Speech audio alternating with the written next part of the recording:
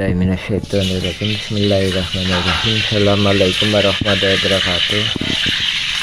Alhamdulillahilladzi khalaqa samawati wal arda asyhadu an la ilaha illallah wa asyhadu anna Muhammadan abduhu wa rasuluhu. Allahumma shalli ala Muhammad wa ala Muhammad kama shallaita ala Ibrahim wa ala Ibrahim fil alamin innaka Hamidum Majid. Alhamdulillah. Mantap. Dan pada kesempatan hari ini kita sampaikan ya bahwa kita dengan tegas menyatakan bahwa ini mafia tanah saling gugat, yang mana motifnya itu keserakahan ya, sebagaimana kami sampaikan pada awalnya. Sekma CS dan pendatang atau agresor jaringan mafia tanah ini kan dikasih naungan di sini ya, di RT 07 tahun 60-an. Nah, selain itu memang keluarga Jana ini setelah Indonesia merdeka itu di sini ya, ini RW 2 ini. Nah, adapun itu pun udah diberikan ini ya, sesuai dengan ini luasnya lebih kurang 5.940 ini ya, warga RW 02. Nah, ini yang dijadikan peta ya.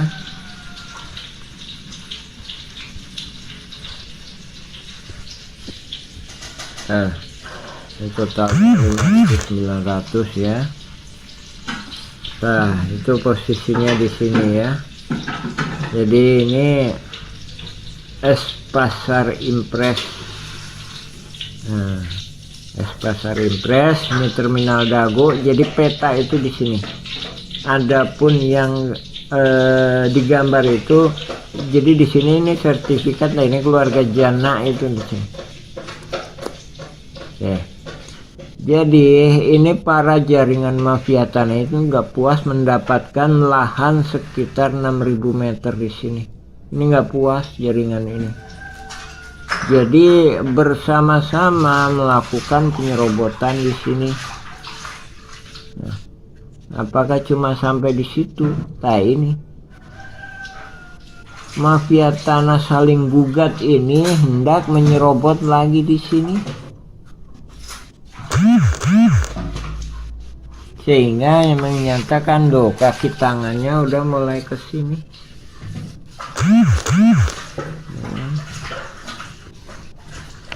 Kaki tangannya udah mulai di sini. Ini pun juga kita bantu, tapi mereka nggak mau. Masih tetap melakukan skenario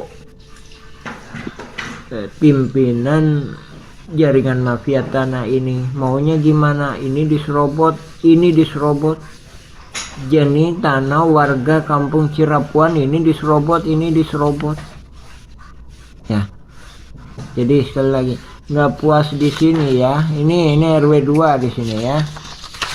Jadi di belakang kantor pos, bukan di samping tapi di belakangnya, bukan di samping terminal tapi di belakangnya terminal. Nggak puas di situ, bikin bidak-bidak di sini. Ini tanah-tanah ini pada diambil.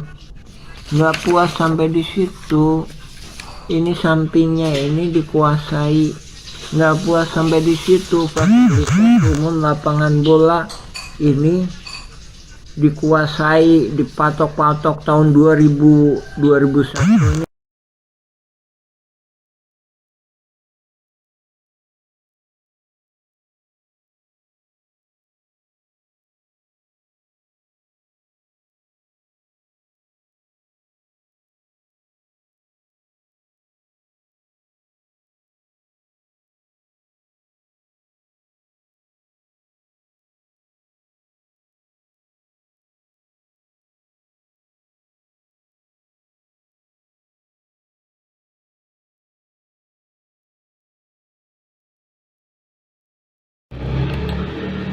Siapa mafia Tanah Dago?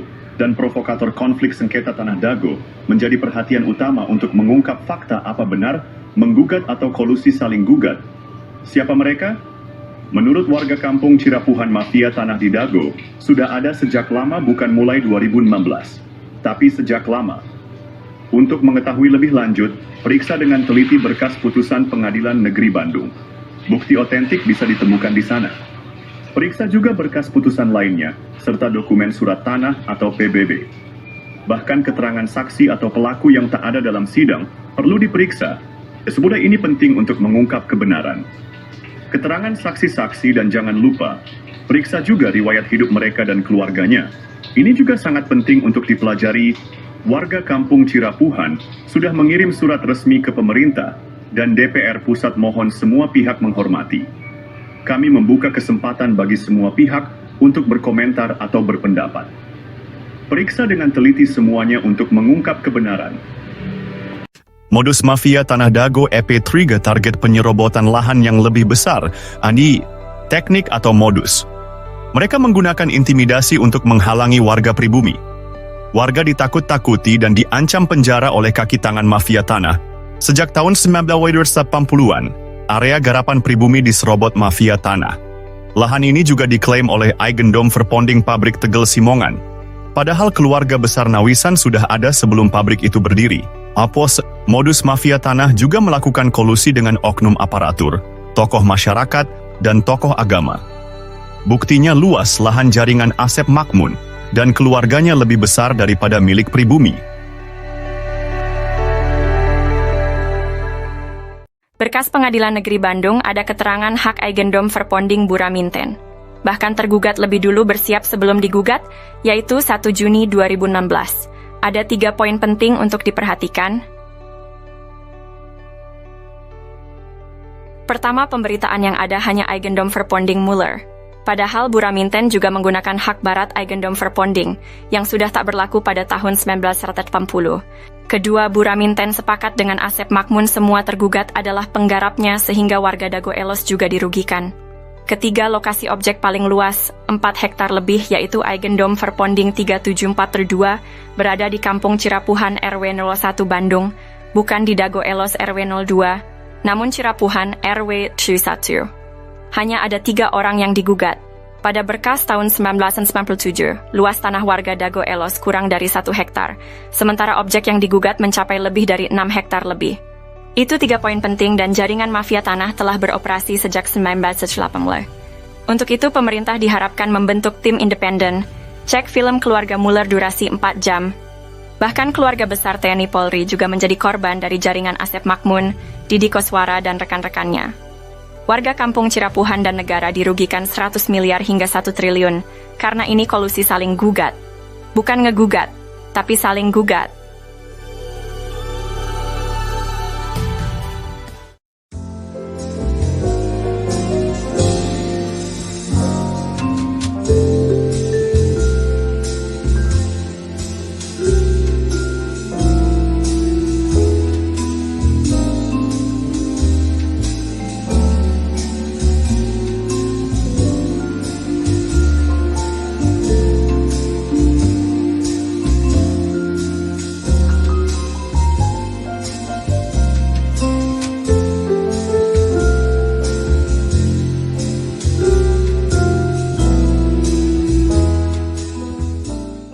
Sengketa lahan di Tanah Dago merupakan modus mafia tanah yang saling gugat di pengadilan jaringan Asep Makmun dan Didi Koswara beserta kaki tangannya.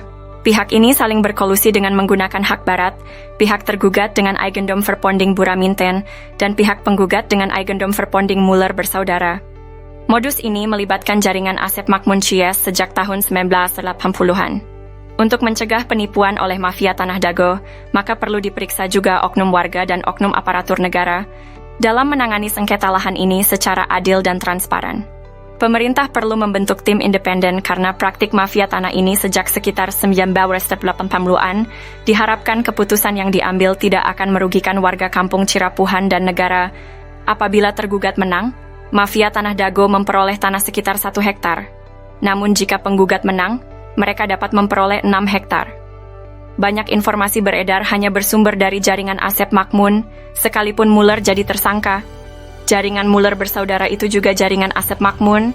Dampak dari sengketa ini sangat besar, dengan kerugian yang mencapai 100 miliar hingga 1 triliun bagi warga kampung Cirapuhan dan negara.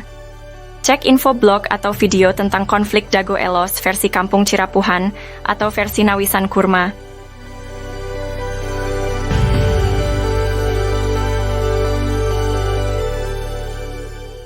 Halo semuanya, hari ini kita akan membahas sejarah menarik tentang kantor pos Dago dan terminal Dago juga, warga Dago Elos di Bandung sejak zaman Belanda. Pada tahun 1800-an, wilayah ini merupakan wilayah pribumi, lalu ada pabrik tegel Simongan. Pada tahun 1918 atau 1923 di Eigendom Verponding 3740 dan 3741. Setelah kemerdekaan Indonesia, sekitar tahun 1970-an, dibangunlah kantor pos dan terminal Dago. Pada tahun 1984, warga Dago Elos RW 02 diberi lahan di belakang terminal Dago dan belakang pasar Inpres atau kantor pos. Pribumi Dago Elos adalah keluarga leluhurnya Jana, seorang kuli panggul. Namun sayangnya, jaringan mafia tanah mulai menyerobot fasilitas umum di sekitar terminal Dago dan kantor pos. Maka ini merugikan warga dan negara 100 miliar hingga 1 triliun. Untuk itu, diharapkan pemerintah membentuk tim independen untuk mengungkap jaringan mafia tanah Dago yang merugikan warga dan negara. Semoga masalah ini segera terselesaikan. Untuk info, silahkan cek blog atau video versi Kampung Cirapuhan atau Nawisan Kurma. Terima kasih.